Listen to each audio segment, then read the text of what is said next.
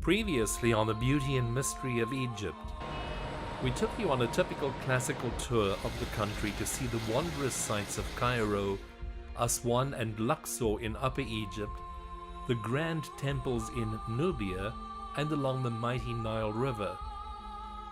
Egypt is so much more than the pyramids and the Sphinx. There's the bustling seaport of Alexandria on the Mediterranean Sea, a city with an attitude all its own. Oxymoron springs to mind when describing Alex.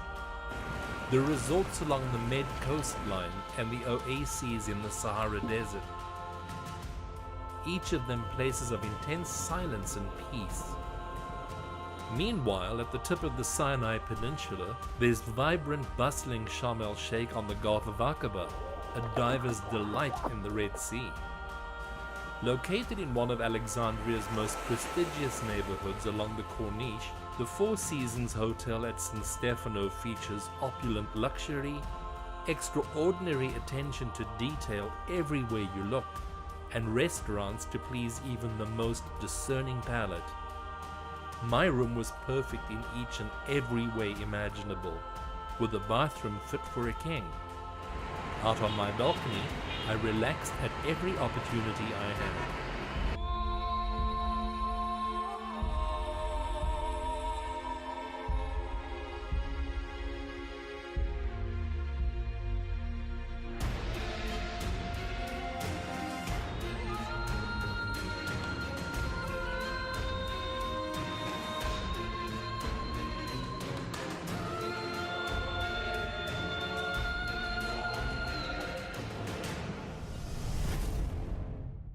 Hello, I'm Ken Vasquez, and you're watching the second part of our 12-part series on travel to Africa here on Africa Today TV.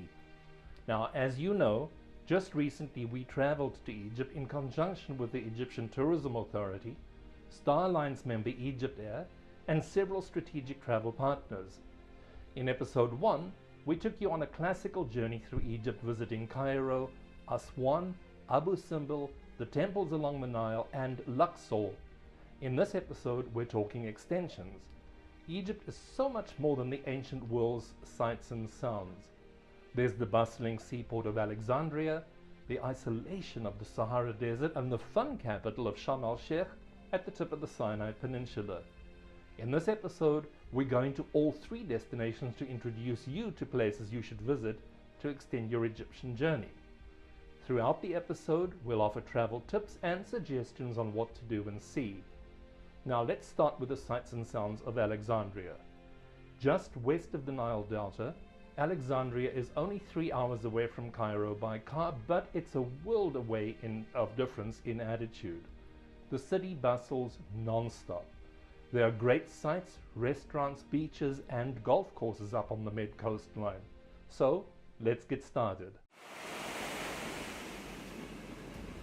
Alexandria was founded by Alexander the Great in 332 BC. He founded in a small port town and set about turning it into a great port capital. It was home to a lighthouse, which ranked amongst the 7 wonders of the ancient world, as well as a storied library. There are many interesting sights you really ought not to miss. And so we started with the Roman Amphitheater, one of the most popular monuments located in Alexandria.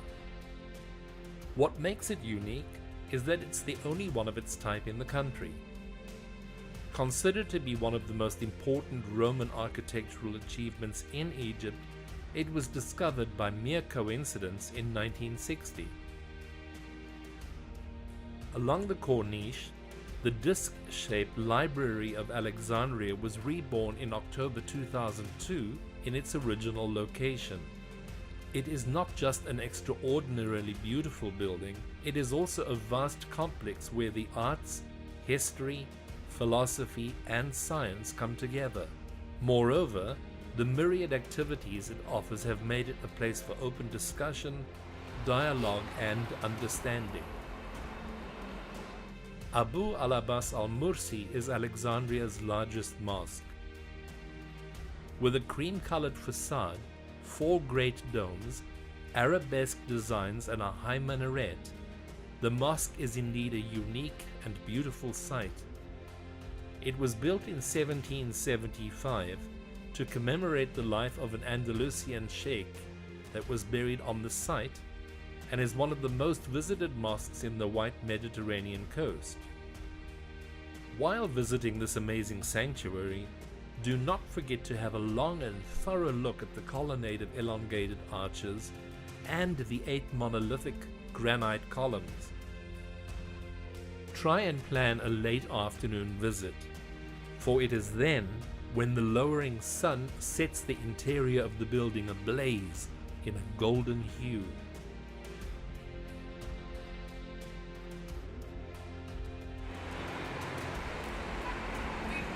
After a day of such intense history that we had learned about in Alexandria, it was time to go back to our hotel and cool off in the pool.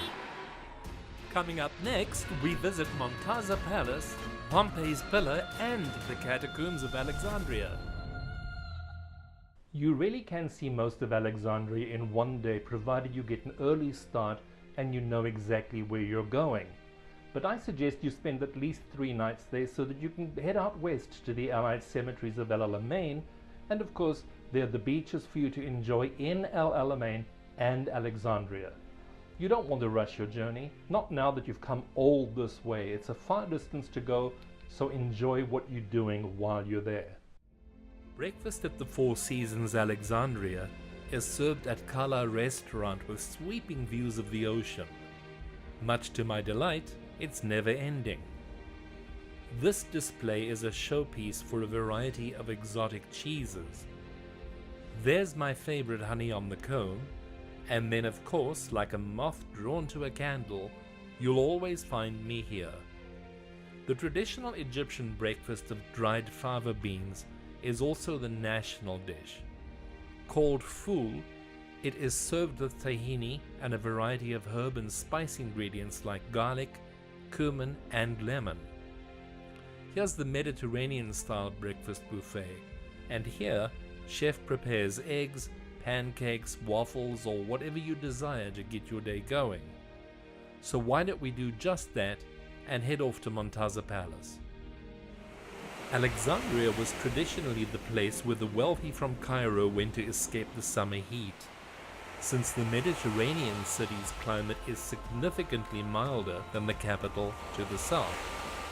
This included the ruling family of Egypt who resided at Montaza Palace. Now, here in Alexandria, one of the places you want to come and visit for its historical value is right behind me. It's the palace of King Farouk, who historically was the last king of Egypt. The palace itself is closed, but merely looking at the architecture from the outside is certainly a thrill. The gardens are a well-maintained and very attractive public seaside park, and one of the most pleasant places to relax and walk in East Alexandria. Another worthwhile sight in Alexandria is Pompey's Pillar, a Roman triumphal column and the largest of its type constructed outside the imperial capitals of Rome and Constantinople. The only known freestanding column in Roman Egypt, it is one of the largest ancient monolithic columns ever erected. The weight of the single piece of red Aswan granite is estimated at 285 tons. Erroneously dated to the time of Pompey, the Corinthian column was actually built in 297 AD, above the original site of the Alexandrian Serapeum temple. Virtually nothing of the temple remains on the site today, except for some above-ground rubble and an underground vault with niches that contained an annex of the library. A striking Apis bull statue made of basalt stone somehow survived from the Serapeum and is now in the Greco-Roman Museum with a copy in the sanctuary.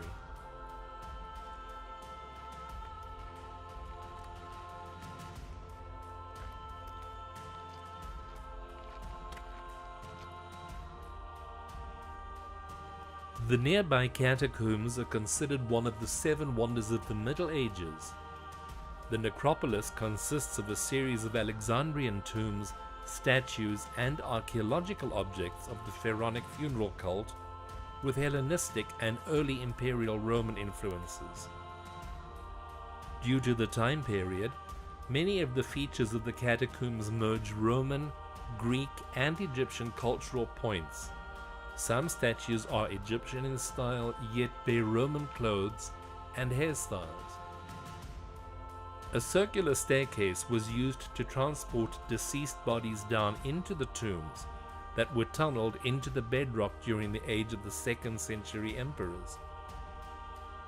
The facility was used as a burial chamber from the 2nd to the 4th century, before being rediscovered in 1900 when a donkey accidentally fell into the access shaft.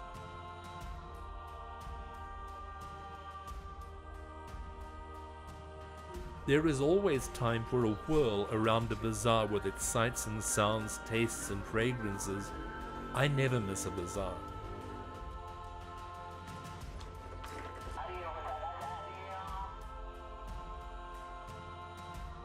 Back at the Four Seasons Hotel, it was time for a cocktail before heading down to our private beach.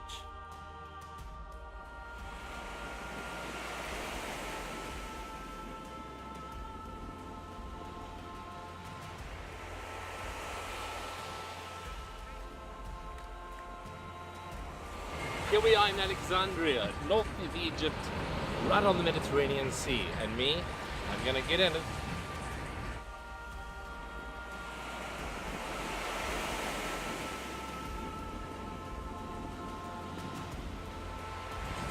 Cheers from the beach at Alexandria, everyone. I was served a non-alcoholic hibiscus fruit cocktail, whilst our wonderful host ordered a traditional lunch to be served on the terrace at the beach. So we ate. We enjoyed paella, seafood fata, and clams, which are traditionally sold on the beaches in the summertime in Alexandria, together with freshly baked bread and spices. You know by now that I keep on talking about health and wellness. It is important. So is slow travel. Then you'll know that it didn't take me long to find a warm jacuzzi where I drifted away watching the setting sun. All in all, a simply gorgeous hour. Coming up next, we visit the site of the ancient lighthouse of Alexandria, and then we head west to El Alamein, where one of the most important battles of World War II was fought. Something I like doing each time I'm in Alexandria is to head out west to El Alamein. It's about an hour away from Alex, and it's the site of a World War II battle. There's an interesting museum to visit as well as the war graves. Let's go and take a look. Knowing it was going to be a long day, I asked my host where I could grab a cup of strong coffee to get me going, and was referred to Fresca Cafe and Gelateria on the first floor of the hotel overlooking the Corniche. Why would you do that? How on earth could anyone expect me to restrain myself from pegging out on all of those stunning pastries? So I did, and buzzed out of there on an all-time sugar high off to the site of the Lighthouse of Alexandria. The picturesque citadel fortress was built during the 14th century to defend Alexandria from the advances of the Ottoman Empire. But the efforts were in vain since the Ottomans took control of Egypt in 1512. However, the fortress has remained, strategically located on a thin arm of land that extends out into Alexandria's harbour from the Corniche. The fortress's current form is not the original. It was heavily damaged during the British bombardment of Alexandria during a nationalist uprising in 1882 and rebuilt around the turn of the 20th century. As with most things in Alexandria, the building itself is not what is most significant about this location. The fortress was built there to take advantage of an existing foundation on the site, that of the legendary Pharos Lighthouse, which by the 14th century had fallen into ruins due to repeated damage by earthquakes.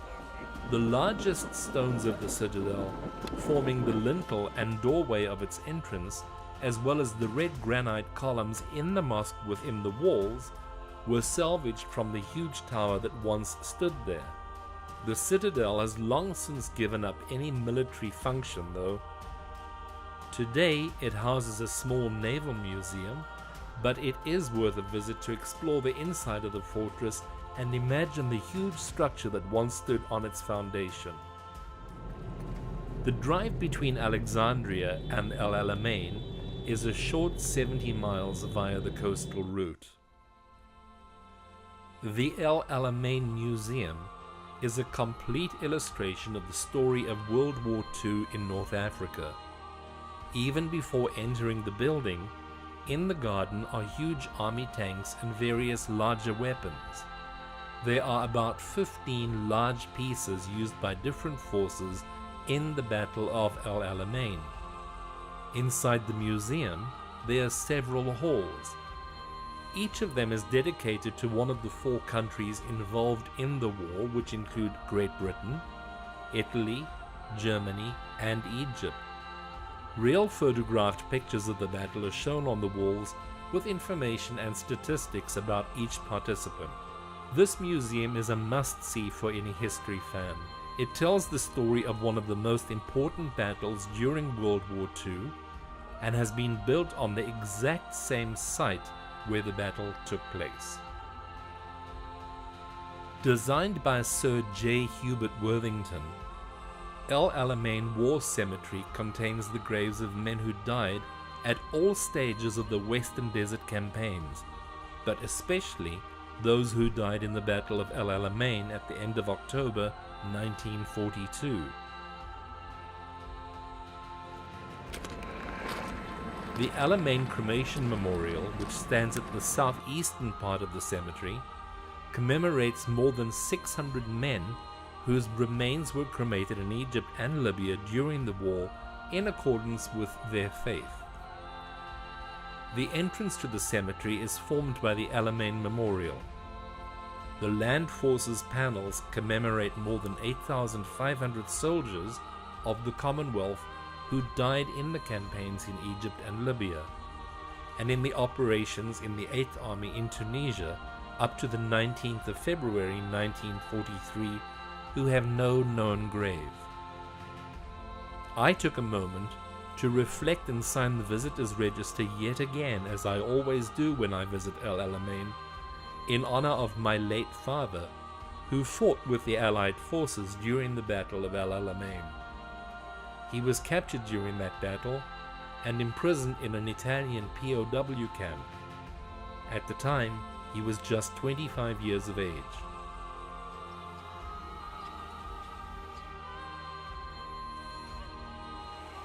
That evening back in Alexandria, I took time to reflect upon my family history.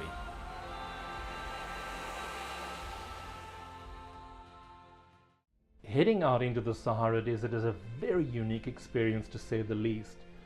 We had our sights set on Siwa Oasis in the Sahara Desert, located about 43 miles away from the border with Libya. There's only one road in and one road out, making the journey a long one, but the end reward makes up for the long journey 100-fold. So we left Alexandria and headed along the Mediterranean coastline towards Marsa Matruh, where we stopped for a light lunch. Now, I was personally disappointed that we hadn't planned to stay in Matruh for a few days because the beaches there are stunning beyond any description. We headed into the Sahara, passing the Qatar Depression in a southwesterly direction. The road is well guarded and the journey overall a very comfortable experience. Arriving in Siwa was memorable. I am seldom taken aback when I travel, but I have to say that Siwa has been one of my highlights of my global travels. Let's let the images speak for themselves. Enjoy Siwa. Your journey to Siwa Oasis can start from Alexandria or Cairo. To set your expectations appropriately, be prepared for a long journey, but the payoff at the destination is worth every mile traveled. You might want to lighten up the journey with a day or two to relax on the beach in Marsa Matruh, which you can reach from Cairo Ramses Station via sleeper train. The journey lasts about 7 hours and is overnight, so you will miss the Mediterranean coastline. But if you are staying in Marsa for a day or two, you'll get to enjoy the Med experience. On the other hand, Marsa Matruh lies approximately 166 miles to the west of Alexandria and can be reached overland in about 3.5 hours. Oh, here's this hot spot if ever there was, and when I say hot spot, I don't mean in terms of tourism, but my goodness, it is hot temperature-wise. So hot though, but look behind me and look at this incredibly beautiful ocean. This is the Mediterranean Sea yet again. It lies on a bay on the Mediterranean and is well known for its 5-mile-long beach, which, according to all visitors, ourselves included, is one of the most beautiful in the world. Famous for its white soft sands and calm transparent waters, the bay is protected from the high seas by a series of rocks, forming a natural wave breaker with a small opening to allow light vessels to enter. It is said that Alexander the Great stopped there during his historical expedition to pay tribute and sacrifice to the god Amun at Siwa. You can stay over a night or two, do some water sports, enjoy the exotic feel of this city at the bay, and then continue on into the desert, which is exactly what we're going to do. So follow us, let's go. With a beautiful mosque on the Corniche as our backdrop, we enjoyed lunch before heading on to our destination in the Sahara Desert, Siwa. The road to Siwa runs alongside the Qattara Depression, the second lowest point in Africa, at 436 feet below sea level, and is covered with salt pans, sand dunes, and salt marshes. The depression covers about 7,570 square miles, a size comparable to Lake Ontario, or twice as large as Lebanon. Some 12 miles west of the depression lies the oasis of Siwa in smaller but similar depressions. Siwa Oasis remains one of Egypt's most isolated settlements. The overland distance from Marsa to Siwa is 195 miles, and the driving time approximately 3.5 hours.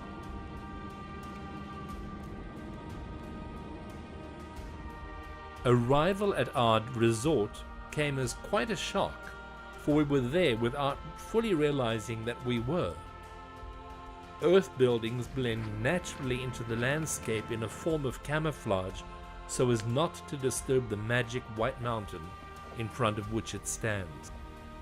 Each one of the 40 hand-built rooms are unique, combining distinction and authenticity. All the furniture and crafts pay tribute to nature and to talented local artisanship.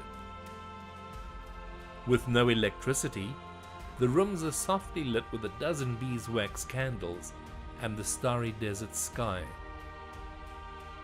W. Geordie Gregg wrote, "This is a place with a very special, luxurious sense of the primitive, surrounded by the kind of magic that only ancient tribes, majestic mountains, and ruthless desert climates can conjure." Benedict Allen said it best, "At night, it is so quiet that you can begin to hear the stars."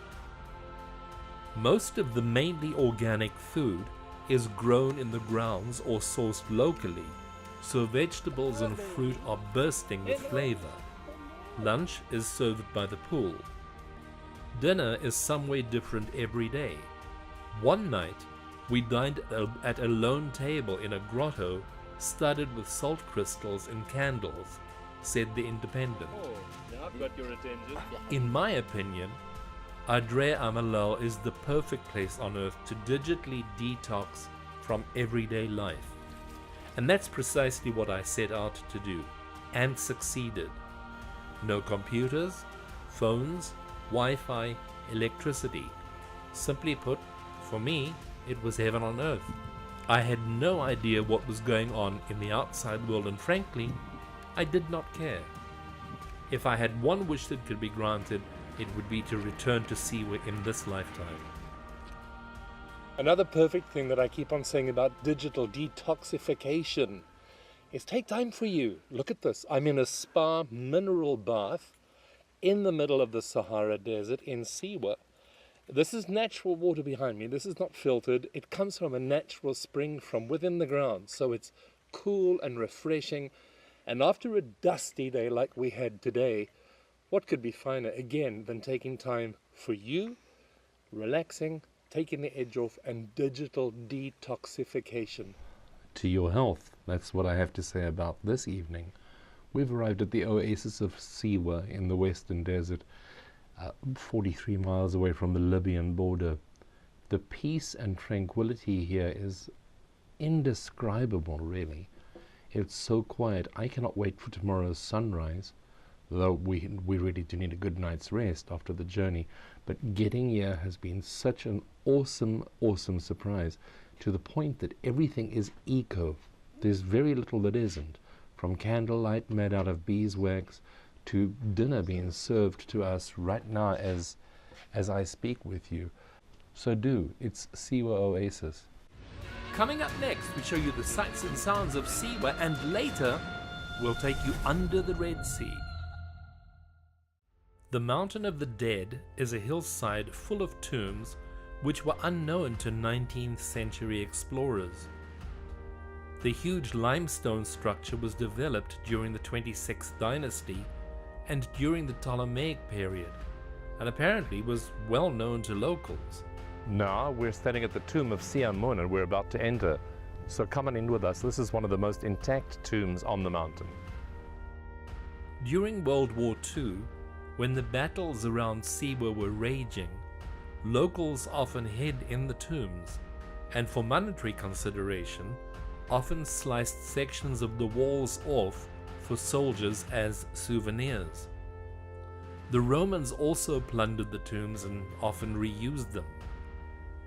Still today, though, there remain several interesting tombs. The tomb of Meso Isis remains unfinished, but retains the owner's skull.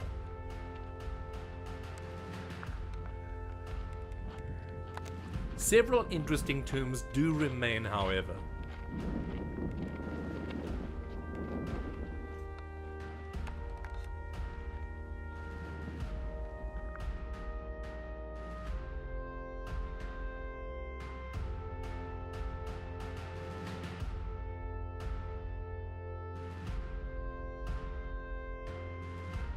And here's something unique: the tomb of the crocodile, which ironically includes a painting of a crocodile.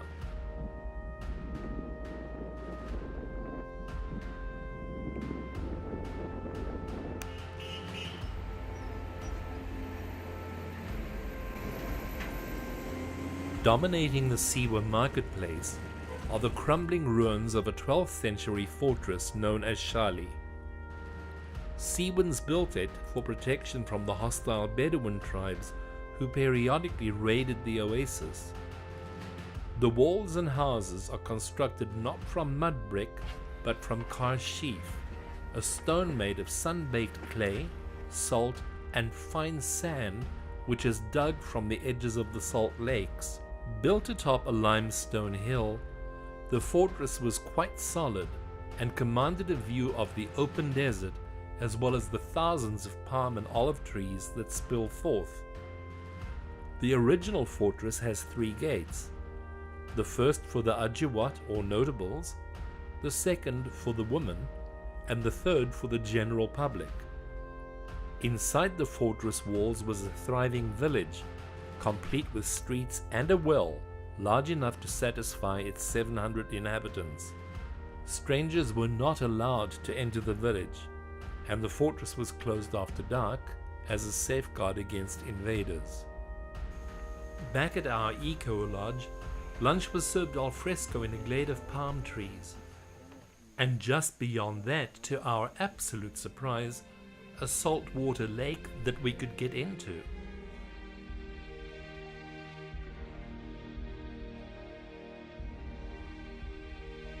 Yeah, you know, when I had in mind of complete detoxification from the world, I didn't expect it would be this amazing. Here I am, sitting in the middle of the desert, in a saltwater lake in warm water, which is all natural, at a salt table with no computers and no background noise and no anything.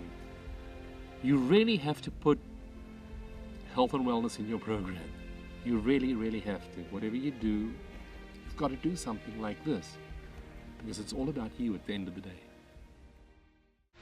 Coming up next, the Temple of the Oracle, Cleopatra's Pool, and the isolation of the Sahara Desert.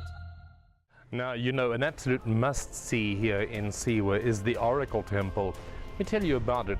It's known as the Amun Revelation Temple, and this archaeological ruin, says this tablet behind me, dates back to the Pharaonic era, which was the 26th dynasty, or 663-535 before Christ. The visit by Alexander the Great in 331 BC gave this particular spot its historical significance. It's claimed where he learned from the gods and so on that he was to be Pharaoh of Egypt, and then he turned to Alexandria and conquered the country at that point. Now, whether that's accurate or not, nobody can really tell, but that's how the story goes. So let's go into the Oracle Temple and see what we find. Located 4 kilometers east of the town of Siwa, the Temple of the Oracle is believed to have housed the famous Greek oracle of Jupiter Amun, to which Alexander the Great directly went when he came to Egypt for the first time in 331 BC. Reputedly, it is believed that the Macedonian asked the oracle if he was going to rule the world. Legend has it that the answer was yes, but not for very long. The temple has a great vestibule and forecourt. Nearby, south of the temple, you can reach the Temple of Amun, which dates to the 30th dynasty.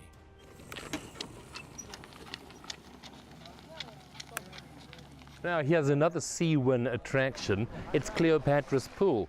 Take a look at it right behind me here. I'm not going to get into it because we still have a lot of sightseeing to do today, and I don't want to be awake for the rest of the day. But you can hear the guys in the background having a lot of fun in this pool. It really, really is a nice deep blue color. It seems to go to the depth of the earth, and it's one of those must-see spots when you come to Siwa. All around us, there's little restaurants that serve coffees and teas and sodas and so on. So spend some time here. At least take, I don't know, an hour, and relax, because in the respite of the midday heat, you need it. You've got to relax. This is an enormously, enormously hot space on the planet. Take care of yourself. Remember, slow, health, wellness. So relax. Here's Cleopatra's Pool.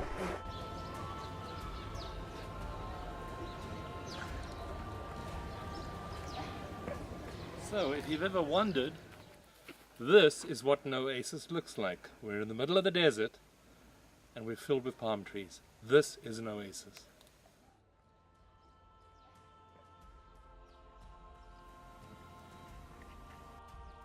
That's the Sahara Desert. Don't you just love the peace and silence out there? It's so intense that you can feel as if you can almost reach out and touch it.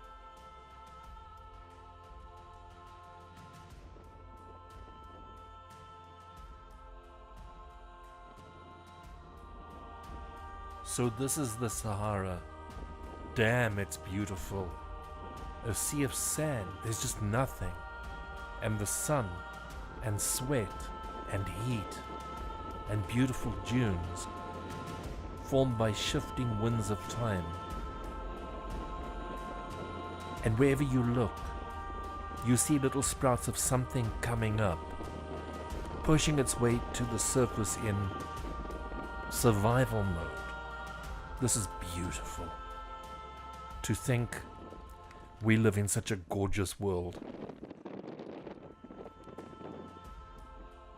Out there in a place of extreme isolation, take time to think about your life. Take stock, and above all, never let your inner child die on you. If all else fails, fall down a sand dune.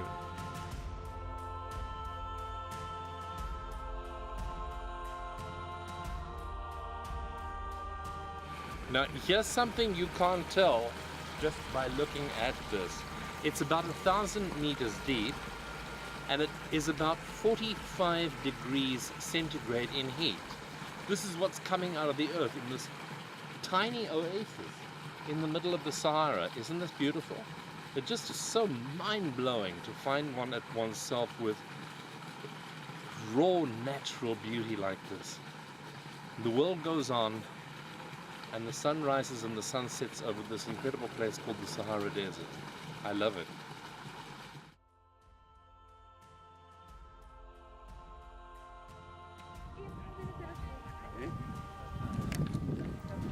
This is cold water, and there are little fish. Wherever you look, little fish swimming all over. In this tranquil place, watching the sunset over the western desert, a man, a complete stranger, offers to make me a cup of hot tea and share freshly picked dates. It's moments like those in life that strengthen my faith in humanity. Will I ever see them again? Probably not. Will I ever forget them? Never. So it's time to say goodbye, Siwa, and sadly so, as we sit here around this fireplace at the foot of the Great White Mountain that has been behind us most of the time that we've been here, I have to say this has been one of the most spectacular parts of this journey so far.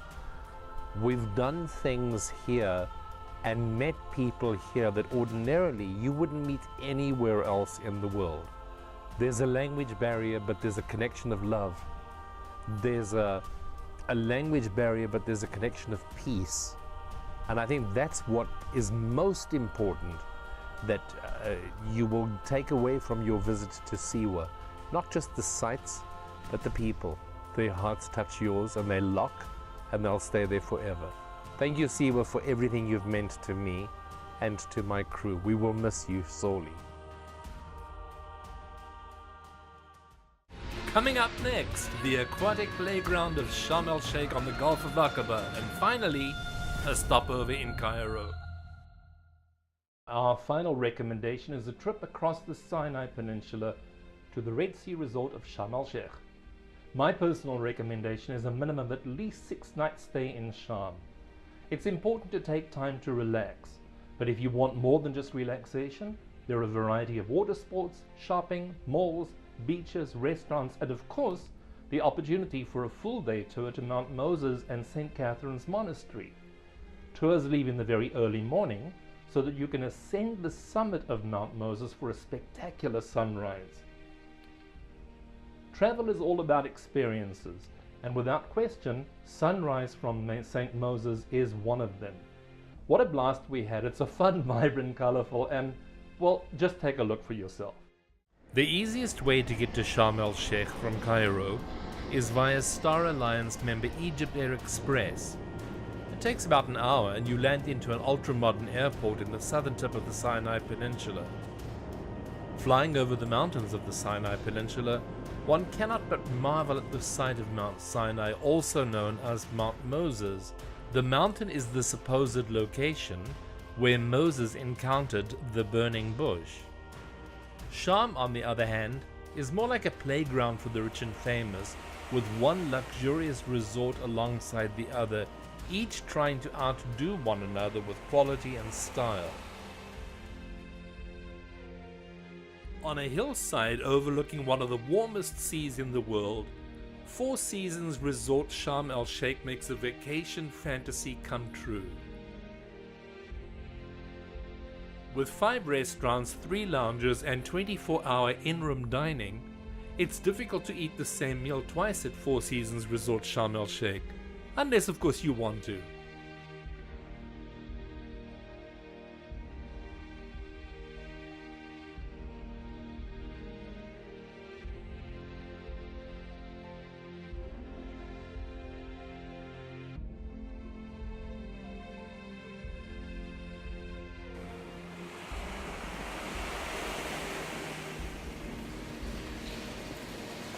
Let's go.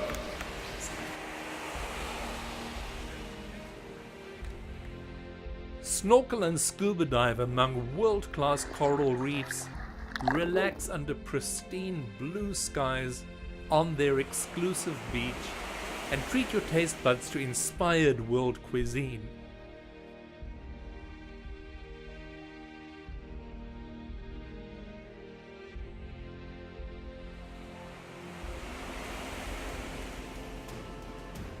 Sharm el-Sheikh has become a favorite spot for scuba divers from around the world. Being situated near the Gulf of Aqaba portion of the Red Sea on the Sinai Peninsula, it provides some of the most stunning underwater scenery and warm water, making this an ideal place to dive.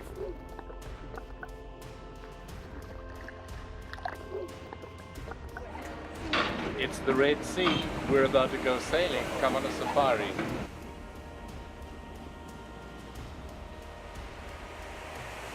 Visitors to Sharm el-Sheikh can experience a variety of water activities. Beach seekers find many activities such as diving, snorkeling, windsurfing, kitesurfing, parasailing, boating and canoeing, and as you will soon see, some really crazy things that I got up to.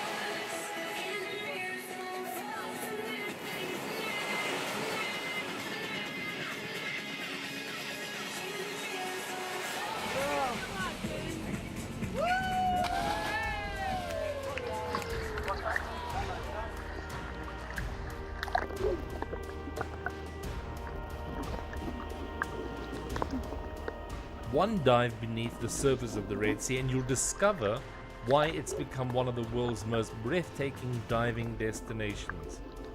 Clear waters, reefs, an abundance of marine life, and several notable shipwrecks have enthralled researchers and historians, including Jacques Cousteau, for decades.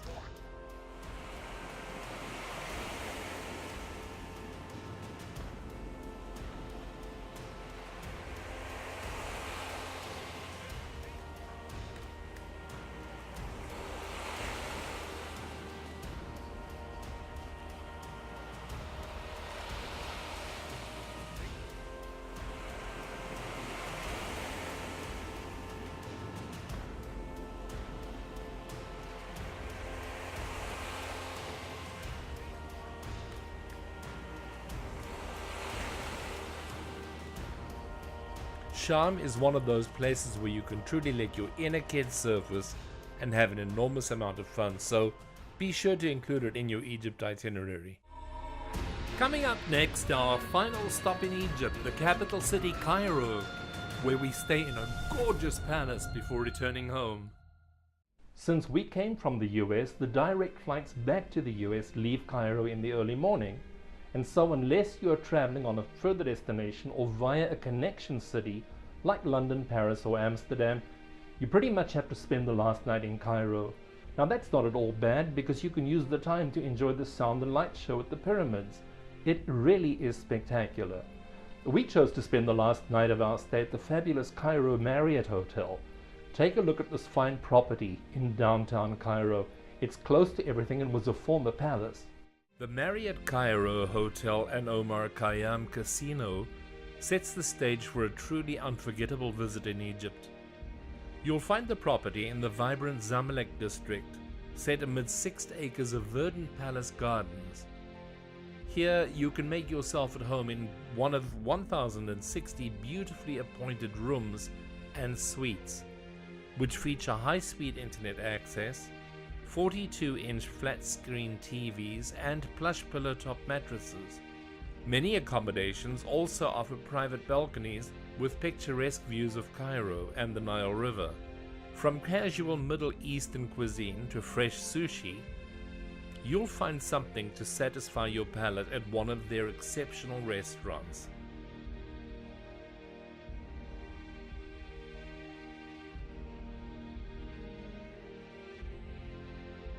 Visit the exciting on-site casino, or plan a meeting or social event in one of their 35,500 square feet of function space.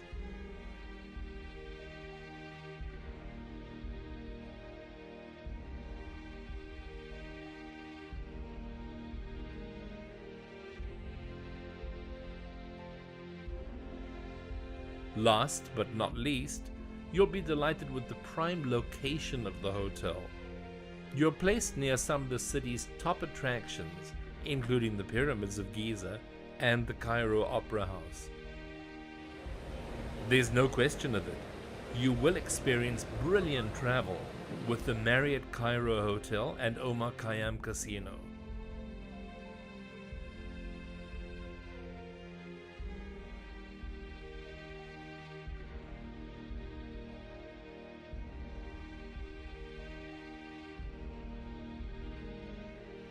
Here we are at the great American invention, the Mall.